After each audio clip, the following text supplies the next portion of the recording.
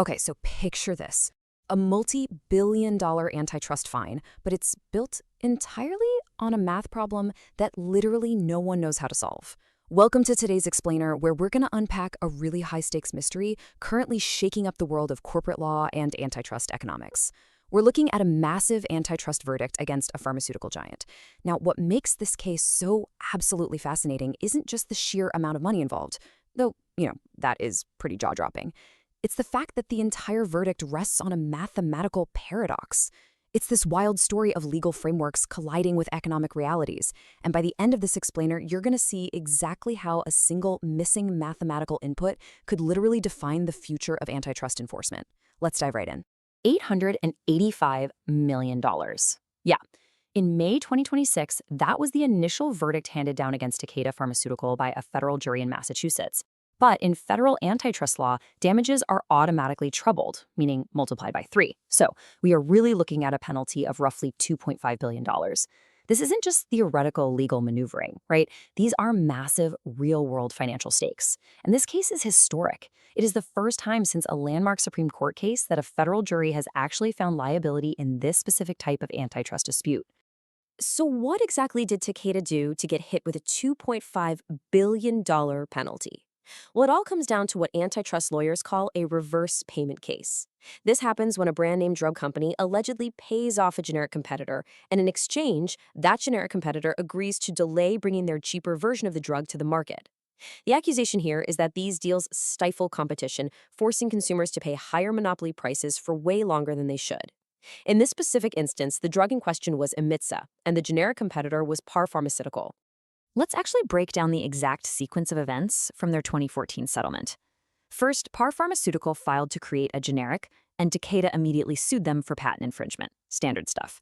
Second, instead of fighting it out in court, they settled. Par agreed to delay their generic entry until January 1st, 2021.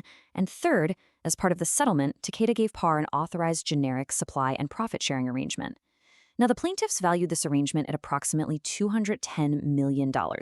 Takeda argued this was just a perfectly normal settlement to avoid litigation risk. But the plaintiffs? They argued this $210 million was way too high to be legitimate. They claimed it was essentially an illegal reverse payment for delay. Now, to understand why this is so messy, we have to talk about a massive paradigm shift in antitrust law, a crucial Supreme Court decision known as FTC v. Activists. Before Activists, if an antitrust case like this popped up, courts had to dive really deep into patent law and figure out who would have actually won the patent fight. It was all about patent validity.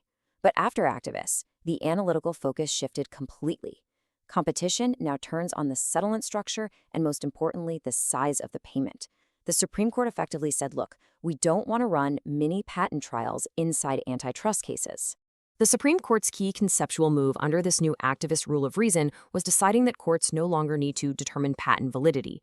Instead, the payment size serves as a proxy for patent weakness. The intuition here is actually incredibly straightforward. A company is only going to pay out massive sums of money to a competitor if they are absolutely terrified of losing the underlying patent trial. Therefore, according to the court's logic, if we see a large payment, we can safely assume the patent was weak. When you chart this assumption out, something pretty fascinating happens. As the probability of the generic company winning increases, meaning the brand's patent is weak, the expected settlement value goes up. Takeda's $210 million payment is the crucial benchmark here. But the critical takeaway is this. Figuring out if that $210 million payment is actually excessive depends entirely on knowing the probability input. And this builds into a perfect storm. If we look at a strong patent scenario, a legitimate settlement might only be, say, $10 to $40 million. That makes Takeda's $210 million payment look wildly illegal and excessive.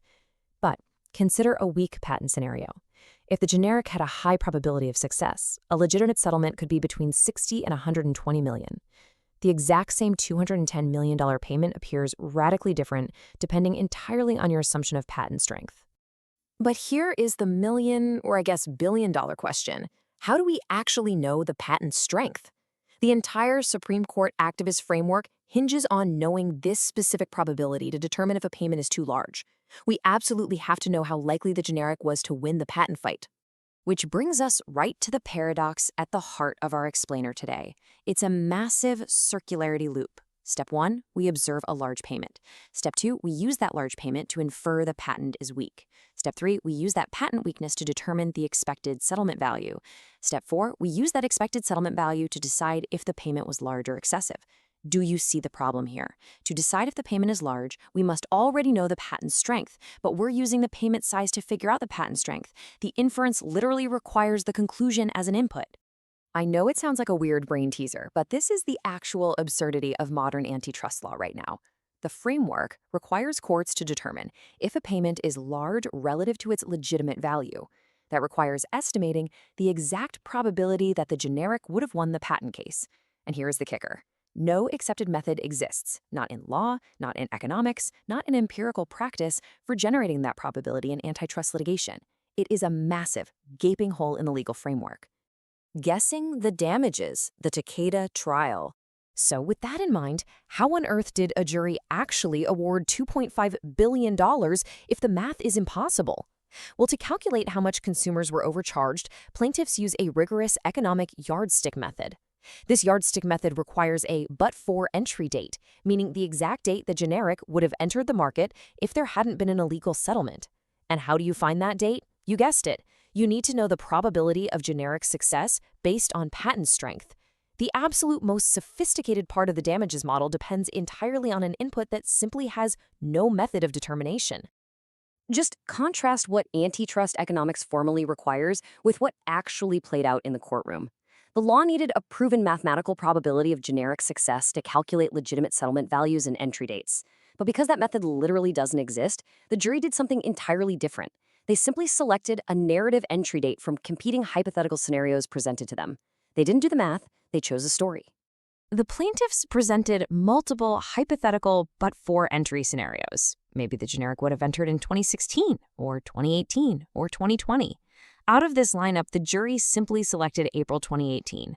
By picking this date, the jury effectively determined the patent's strength. They decided the patents were weak enough to allow entry years before the 2021 settlement date. But they made this massive economic determination without a formal method, without a patent trial, and without any kind of probabilistic model. Unsurprisingly, Takeda is absolutely not taking a $2.5 billion verdict lying down. In their appeal to the First Circuit, they'll likely argue that the jury instructions were completely inconsistent. I mean, you can't tell a jury to ignore patent validity while forcing them to pick a date that implicitly decides patent validity. More importantly, they're going to argue that the April 2018 date lacked independent methodological grounding. Selecting a scenario from an expert's lineup is not an economic methodology. It directly challenges the core weakness of the entire antitrust framework. And this brilliantly illustrates the wider consequences for antitrust enforcement as a whole. The Supreme Court assumed we'd have structured economic inference based on data, inputs, and rigorous methods. But the reality? Because there's no method for determining patent strength, reverse payment litigation has shifted entirely from structured economic inference to mere narrative selection. The jury just listens to competing stories and picks the one they like best. Which really brings us to this incredibly powerful concluding thought from the source material. Activists created a liability framework without an evidentiary method.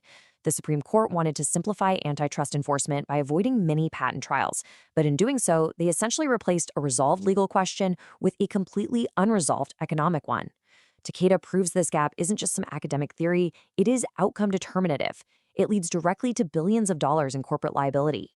Until an appellate court confronts this circularity head-on, everyday consumers might be the ones paying the hidden costs of delayed generic drugs, while corporations face entirely unpredictable penalties. So as we wrap up this explainer, I want you to ask yourself, should multi-billion-dollar antitrust verdicts that reshape entire industries be based on rigorous, reproducible economic math, or just a convincing story told to a jury? Thanks for joining me on this deep dive, and keep questioning the frameworks behind the headlines. Thanks for watching. For the deep dive economic analysis behind these stories, join us at econworks.com. Subscribe to stay informed on where law and economics meet the market. We'll see you in the next episode.